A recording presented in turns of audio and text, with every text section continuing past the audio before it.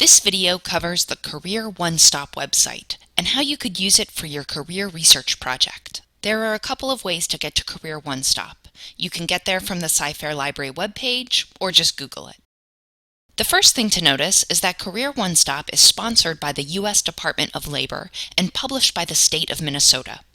Always carefully evaluate information you find online, but take it from a librarian. You can trust this website. CareerOneStop has lots of different areas. You'll probably find the Explore Careers section the most useful thing for your career research, so we'll come back and take a look at this tab in more detail in a minute. The Find Training menu connects you to education and training programs. You can also use it to figure out education costs and the right career path for you.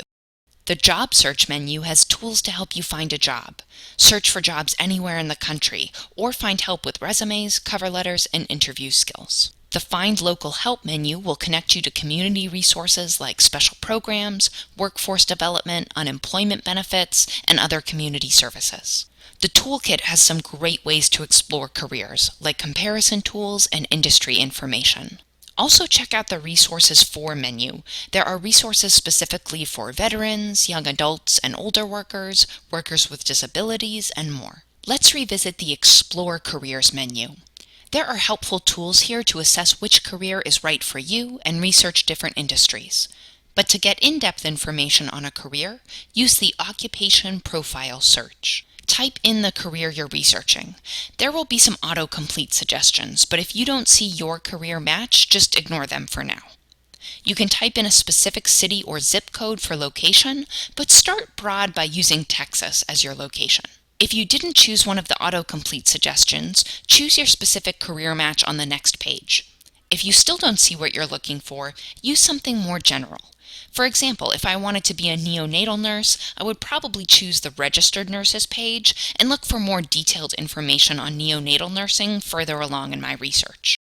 Let's walk through what you'll find on a CareerOneStop occupation profile page. It'll start with a job description and video with a brief introduction to the career. The Projected Employment and Outlook sections tell you about job growth and demand.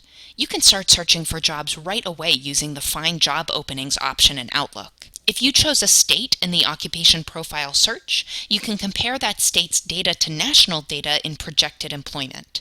This tells us that the job market for nurses is growing much faster in Texas than it is nationwide, a good indication that this is a good location to try and find a nursing job. To look at another state's data, use the Compare Projected Employment option. The Typical Wages section reports lowest, median, and highest salary for nurses in Texas.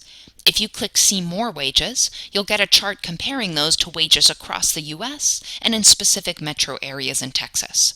For example, registered nurses are paid higher in the Houston metro area than they are compared to the rest of the state. Other areas on the Occupation Profile page cover the education, licenses, or certificates you'll need.